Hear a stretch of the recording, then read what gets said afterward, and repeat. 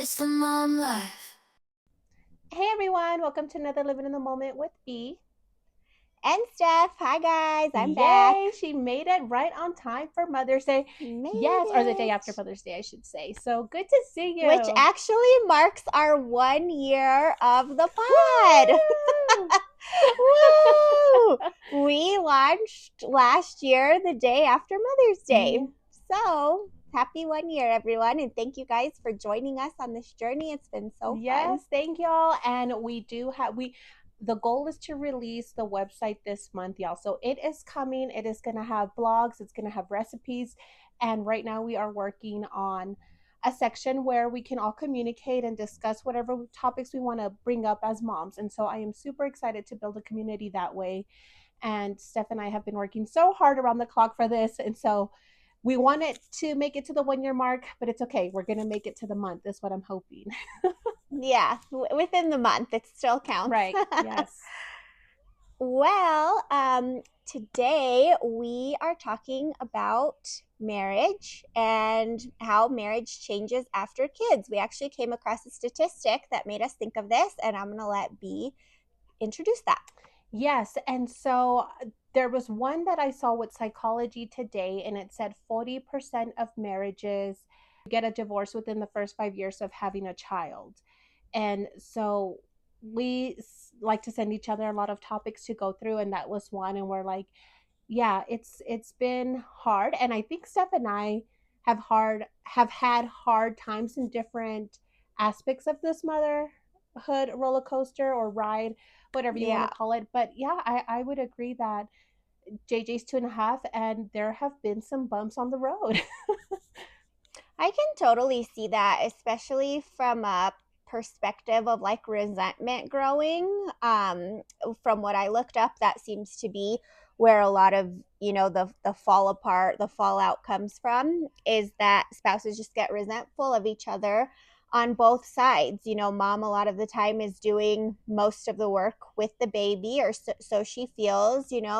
And I think we don't give dad enough credit that his life has completely 180'd as well. It's completely switched. And so, yeah, I can speak for me and Saul. I think that I could have seen that growing, like that resentment. One thing that helped us a lot is that Saul picks up his slack in his, he holds his own, like in the house. If I need something put together, he puts it together. If the yard needs to be done, he does the yard. If something needs to be picked up out of the house, he'll go get it. He Um, even, and I'll throw this in there in defense to Saul, but he even goes all out like on holidays. Like the yard work is phenomenal, y'all. oh yeah, that's his I'm thing. like, Yeah, oh my God, Steph, you're yes, so lucky. he loves that. But even like day to day stuff. If I don't feel like making dinner, I'm tired. He's really good about okay, I'll get dinner. What do we want? Like he'll figure that out. One thing that we did, well, I think we had her before. Shout out to Martha. She comes and cleans my house. It's Woo! only once a month, but it's so helpful. She's probably my favorite person. Yes, she's your new bestie. I love Martha. She's my bestie. But that too, like we made that fit within our budget and within our life to help us both, to help my sanity, and in turn that helps him. So yeah, I think that is what got us through a lot, but it was still hard. And when B says that we had hard times at different stages, ours definitely came immediately after Maddie got here. And, I was adjusting. I had a ton of hormones. I had that huge baby blues dip that everyone talks about, combined with just having so much anxiety about how to take care of this baby. I know that I've talked about that before. So I would say probably that first 3 months, maybe even first 2 months, is where it hit us the hardest. Combined with the sleep deprivation, like that is where our difficult period was. Yeah, and mine was right after those 3 months when I went back to work. So after the 12-week maternity leave, when I returned back to work, it was just like Steph said, and I've read studies too, and they said a lot of the reason why there is such a high divorce rate, because 40% is high. I mean, that's a It's really little high. under half, right, of couples that go into this in agreement that, hey, it's us forever. And then it's like, nope, it's not. Mm-hmm. Never mind. Um, but a lot of it does have to do with disagreements on household chores, on disagreements on how you're handling the baby, right? You start nitpicking each other on, no, that's not how you should do it, or that's not how he or she likes it. A lot of what I had to learn is to release control and let Julian Mm-hmm. be his, his best self as a father, because it's a personal blow when you're constantly telling someone like, no, you're doing it wrong. I mean, one of the biggest things you can do in life is raise a child. And if someone's constantly telling you that you're doing it wrong, then there's going to be a lot of tension between you guys. And that tension leads to more miscommunication. It leads to just exhaustion and then comparing exhaustion. I think for us, it was, I went back to work and I was doing it all the first 3 months because my husband went to work immediately. He didn't have any paternity leave. And I was okay doing it all because I had the time, even if I was tired. And Mm-hmm. then all of a sudden, I was like, yeah, I can't anymore. I'm exhausted. And a lot of that causes tension and it affects your intimacy. It affects connecting and being there for each other and supporting each other. I like how you said the control issue like came up. That's something that I just deal with in my pre-Maddie life and now my life as is. I've always been a type A control freak and I try to let that go and like work on that. But yeah, that's always been an issue of mine. That's just something that I felt like saying because it's an issue too. But another thing that I thought of is, yeah, the work thing that can totally be difficult. And B and I have talked about it before too. We both work at home. That doesn't mean it's easy, especially after or within that newborn period when you're adjusting that first year. But I think something that helps Saul and I too, and obviously, like this is probably a small percentage of people that can relate, but we work in the same field, different companies, and we do different things, but we know what each other does all day and we both work from home. Granted, his job is a little more demanding than mine, so like most of our childcare during the day is me, but I think that helps us because we can relate to like, I need to take this phone call. It's not like, oh my gosh, you're being dramatic. Like, no, we know, that the other person does have to do something. So that helped us a lot. Thank goodness. I think that was a big Yeah, factor. and where Julian and I, we don't. We have very different jobs, and mine is, I work from home. Julian is out and about. He gets to talk to other adults. It's just me and JJ at home. And now we have grandma, thank God. But the first year we didn't. And so it was me and JJ while I'm working and trying to balance that by myself, taking calls. I mean, there were times I was on call and I'm like moving the stroller so that he's not crying, or I'm in meetings. And so that got very intense for me. And then he gets home and expects everything to be done as it was when I was on maternity leave. But excuse me, sorry, I was working as long as you were today, if not more, because I Yeah. had the baby. Mm-hmm. And so it is hard. And then you have the financial strains because then I'm like, okay, well then let me just be a stay-at-home mom. Oh wait, we have bills, right? And so then it becomes that. And sometimes you do need both people working. Sometimes you can make it work where only one is at home. But even with one being at home, moms who stay at home moms and that's their full-time job is so hard because Mm-hmm. even with us balancing work and a baby, you still get to communicate with adults and kind of shut your brain off, even if it's for like shut it off from baby mode, even if it's for 10 minutes. And stay at home moms don't. And so that is so Mm-hmm. straining for them. It's just such a stressful year. And it's the year that your child needs you the most, right? The years that they need you the most. And so all eyes, all hands on deck. It is a lot of work. So I can see why almost half of marriages do fail. Yeah. Mm-hmm.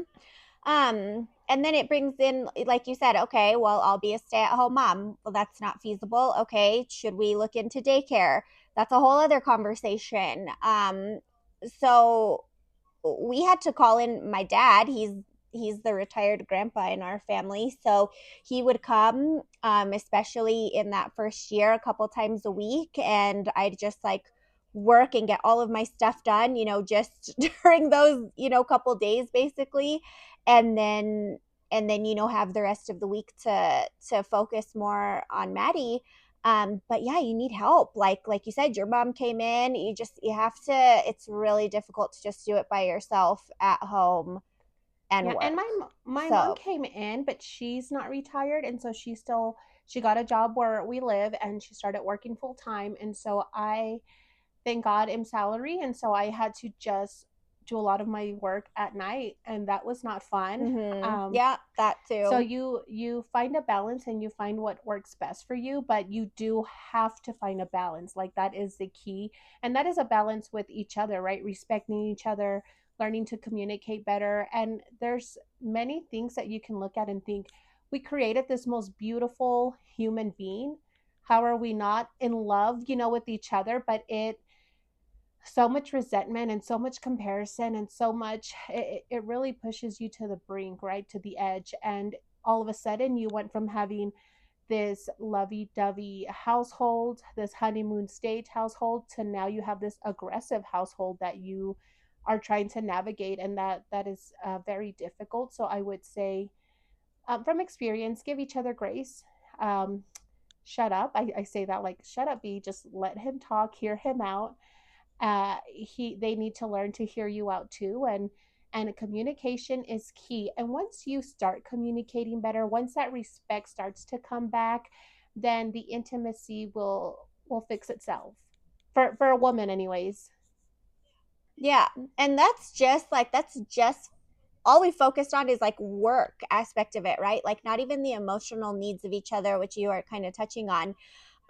After you have a baby and you're so focused on this baby and like, task at hand, that you kind of forget or just don't have time to, pour into each other as much. So I think that that's something that Saul and I somehow managed to still do like naturally. Like we never really looked into it, but we've always had our things that we enjoy doing that fill our own cups, separate from each other. And, if we can obviously be happy and like in a good headspace throughout the day, then that is just going to reflect, toward each other and in the household. So I've talked about it before. Like I started therapy soon after having Maddie. That really helped me. He loves sports. Yes, that guy. Yes, all anything about sports. He can tell you. He knows so much. And so he loves to watch his games. He put a TV outside so that he could like have that time, to himself, which is fine. I enjoy going on my walks. I enjoy reading. Like, we figured out a way to like still give each other that time, and I think that helped us a lot too. And so I think that's something that each couple can apply to themselves at any time during a marriage. Like, you have to have your own mindset right to be able to give to each other as much as And possible. if it seems hard, I will say, be the first to start it. And I mentioned that because, like with Julian, I was like, I'm tired. I don't even have time for me, right? It's work, JJ, work, JJ, work, JJ, and then Julian, right? On top of household chores, I have animals, I have whatever else I have going on. And he's like, well, you wanted a baby. So that starts a whole other fight, right? And well, he's your kid too. Do you not love him? And so, of course, he loves him. He's an amazing father. But everything is so personal. You just constantly take personal blows at each other. And so, what I Mm-hmm. had to do is like, okay, just give him time. And so Julian does, he has his hobbies, and I make sure to give him that time, and he started returning that back to me. And so now he gives me time Yeah. to read, time to write. Writing is one of my favorite things to do of all time. And so he gives me my time, even if it's just to go jogging, any little thing. Even I'm like, can you just watch the baby so I can wash dishes and watch like a show while I'm washing dishes? And he's like, yeah, not a big deal. And so just little things. And I will say gratitude goes a long way. Gratitude in any situation, I feel, it's such a great way to rebound and come back up. Because I would just focus on the little things that Julian is doing, even if I felt like I was doing 80 and he was doing 20. And it started to feel even. And before I knew it, he started to act like it was even, and he started to do more. And now I would say we're pretty Yeah, we're pretty even across the board. He helps cook when I'm exhausted. He watches JJ. Even now, as we're filming, he watches JJ. And this is, one of our hobbies that Steph and I are doing because one, we wanted to build a mom community, but we also wanted to do something for us. And Yeah. and this is it. It's so important to do creative things. Like I have found that just throughout life, like you have to have something that just works your brain a little bit and, gives you some creative juices flowing. And so yeah, this is that for us, part of it. But I like how you mentioned just that 80-20 there. Something that we learned in our marriage class, because we got married in the church and we had to take some marriage classes before doing that, is, and I will just shout this from the rooftops because I think it's so brilliant, is that anytime in a marriage, it's hardly ever going to be each person, giving 50-50 to get to that 100. Sometimes someone is going to be able to give only 20% and the other person is going to have to pick up that other 80. Sometimes the opposite, it's going to be closer to each other, like 60-40, but it's hardly ever going to be even. And as long as you can help each other, like pick up that slack, you'll continue to make it through. And so that is something that helps me so much within my marriage, just all the time, is just a little thought in the back of my head, like, okay, I Saul can't give, you know, can't give as much as he can today. So I'm going to pick up that slack and I'm going to be understanding, and vice versa. And so I love that, and I hope that explained that well. But I love that idea, and I think that it's so helpful to just have in the back of your mind every day, because every day, is going to be different, and we all have feelings and we all go through different emotions, whether it be work related, life related. We all have stresses, and so we have to be really considerate and see that the other person might be just having something they're going through that you have to help pick up that slack. Yeah, and life is about perspective. I will say sometimes, I think it's all about B. And I tell myself that to humble myself, but sometimes I can see everything that I'm going through and I can't see what he's going through. And that's hard, right? Because we know first person, right? We know what we're going through, what we're feeling, and we feel like the other person doesn't care, but that's usually not the case. They're just not communicating the way you would want them to communicate, that they are hurting or that they do care. And because they're not communicating the way you want them to, then you're receiving it however you want. And so this world is, people, human nature is very selfish. And so if you can kind of take a step back and just sit and talk. And what has worked for Julian and I is we do sit and talk. Now we don't have long talks because I can talk all day, but he's like, yeah, not into it, dude. But we will communicate big things that we need to, and it's been lovely. It's worked, and I've also learned to just let go because I was such a control freak, in not in like a super type A. I think I'm also relaxed. I'm kind of in the middle, but I do so much. I'm constantly on the go. I'm like an energizer bunny. And I think Julian got used to that. I've always done everything for him. Like, Mm-hmm. that's just always been our relationship. We were together 6, 7 years before we even had JJ, or 8 years. I don't know. So we've been together for so long, and he got used to me doing everything. And now I have a baby Julian, and I'm like, I can't do everything for you anymore. So it's just readapting to each other, and just new situations, right? You have a little human now, and you put everything into that little human. But like Steph said, you stop pouring into each other and you stop pouring into yourself. And then it just gets dark. It gets bad. Mm-hmm. Yeah, the communication is such a good point. Like I I don't know if this is up. Did you say this now, that like you can't expect the other person to read your Right. mind, or maybe when we were just talking about this before, but you really can't. And I think that's like with kids, without kids, you can't expect people to read your mind and just know how you're feeling. Like you have to be able to communicate your feelings, your thoughts, and not expect how the other person is going to receive it. Like, just because you've communicated it doesn't mean they understand. That too. Like, you can't just assume that they get yeah, I think that or that would solve so many or problems, is just more open right, or communication. assume that they don't care because you're not getting the apology the exact way that you want it, right? It's not wrapped and in a print bow like you're expecting. And Julian constantly says this, like the killer of joy are expectations. And I have high expectations in life in Mm-hmm. general. I am just a busy bee, like I've said. And sometimes I'm like, well, no, why don't you feel this way? And why don't you, and again, I can harp on him. He can do the same for me, but really just giving each other grace and saying, we're all doing life for the first time and we're doing parenthood for the first time. And it is intense, y'all. And so, Yes, I love that. yeah, grace is a big one, forgiving one another and forgiving yourself because you get mad and you say things that you don't mean, or you just shut down. And that's the worst thing you can do. You need to communicate. You're only going to get through this hard road by communicating. I always say focus on gratitude. So I will hold on to something great that Julian did for me today. And I've asked him do the same for me. If I'm in a mood, just remember what a great person I am. And so Yeah.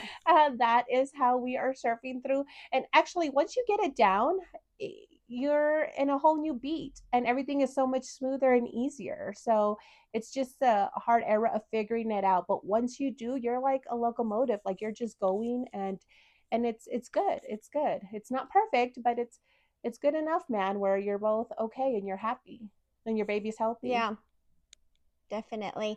And we're no experts, guys. Obviously, how many years am I going to be married this year? 21, 2, 2, 3, 4, 4 years. 4 years this year. So I'm no expert. And B, eight what anniversary did you just eight hit? years 8, which is crazy. I feel like, I don't know. I'm just like relating it to when we started working together, and like you had not been married that long at that time, I and time know we've just known flies. each other a But decade. yeah, yeah, it's like crazy. It's blowing my mind. But anyway, like I said, like but we're you not experts, but this is just stuff that's worked but for you've us. we've dated them around the same time, right? Because you were just dating longer than you got married. Yeah, yeah. So when I met in 2010, so it's been a long time of getting to Right. know each other, and yeah, which I think was helpful. In bringing Maddie into the world, but yeah, it's still new to like. Even though we're not new to each other, we're new to like being parents together and stuff. And talk to So your yeah, friends. I will say, like, Stephanie took marriage counseling. We didn't. We were dating and living together at 3 years. We got hitched, and then we had JJ. We had a hard time, and that was a lot of the resentment that was already building up. And so, if you already have issues, they're just going to blow up even bigger once you get married or have a kid. And so they did all of that. I was holding in until I exploded. Him too. He had the same experiences I did, and that was hard. But find friends that are going to lift you. Don't find friends that are quick to, like, oh, divorce him, or like they're it's not working. Yeah, run. And I agree. that's not life. And so I think I've been very blessed where a lot of it I've heard in church, right? Like, hold it in and don't go around talking bad about your husband if you don't want people to talk bad about him. But sometimes you do need to speak to someone. And so if you don't have a counselor, find a positive friend. And if you're in an abusive relationship, obviously that's different. But if you're just in one where you're not getting along and you're just miscommunicating, find a friend that is, for me, it was Steph, where she is just focused on like the goodness and God and marriage. And she's like, no, I get it. And that's a bummer. And she would give me her thoughts. But for the most part, she is all about marriage. And so that helped me keep my head above water, honestly. Thank Yeah. you. I just think I agree. It's important to have friends that will help you have perspective and, pour into your marriage, like not encourage you to, and again, there's different situations, but this is not speaking for everyone, but just not encourage you to like leave at the drop of a hat. even if you're going through a hard period of a year longer, it's we always ask, like, how did our grandparents stay married for so long? Well, they just didn't give up. Like, if there's not serious abuse and, either emotional, mental, whatever, then you can work through it. Like, and again, I'm not speaking for everyone. Like, I don't mean to be on this high horse or anything, but I do think it's important to find people that would just encourage you to, like, work on things with your spouse, and you made these vows, and it's easy to give up, I guess, is what I'm getting at. Like, in the times that we're living in, I think that is kind of pushed on us, that you can easily give up. There's plenty of fish in the sea. Like, that seems to be a narrative that is pushed on us, but it doesn't have to be that way. And so I think that's important to remember, and to encourage people, within your life, to keep going and not give up. Yeah, because emotions are fickle. And so you fall in and out of love with your spouse all the time, and people are quick to say, oh well, I don't love him, or my feelings have changed. Well, your feelings are going to change again once the circumstances change. And that's, again, not for everyone. But there were moments where I have questioned many things in our marriage, and yet I am grateful that we are where we are today. And it just takes a lot of work. It really Yeah. does. It should take a lot of work, but it shouldn't be hard either. And Yeah. so, just finding that balance. But I do say we're all, in my case, my marriage, we were both just trying to be the best parents that we possibly could. And in that, we started cutting each other, right? Because this is how I want to parent, this is how he wants to parent, and not giving each other grace, and not really understanding each other when we're both exhausted, or not understanding that I grew up raising children. This kind of came second nature to me, where Julian had never changed a diaper or had never done. And so everything, he freaked out about everything so much. And I'm like, oh my God, Julian, like, grow up, And it's like, well, he's never done this, like, Yeah. and so yeah, you have to love each other through the hard. And that's what marriage is you love each other through the hard, even when you're upset. And so sad to hear that the statistics are so high, but we are rooting for all the good marriages, even when you're going through the hard times. Yeah, totally. There was something that you said in there that I liked, but I don't remember. Well, all of it. But anyway, thank you guys for tuning in. I know we were a little bit all over the place, but we just get on and yap, as they say, Yay. as the kids say now, podcast and yap. But anyway, thank you guys for tuning And in, thanks for hearing us and for a whole year, y'all. We really appreciate yes, it. yes, definitely. And as always, Spotify. I haven't done this in a long time. And you know what? I'm just gonna say real quick, because my mom was like, "Well, you know, how come?" I was just going through some things, so she's like, "How come you didn't come out on this one?" I'm like, "Mom, these are pretty far in advance." Like, so for the past month, we've been going through some stuff, and so anyway, yeah, that's why. So if we're recording this before it's actually coming out. Anyway, Spotify, YouTube, Apple Podcasts, Instagram, TikTok. Please follow us, tell your friends, and we'll see you next week. Bye. Bye. Living in the moment, it's the mom life.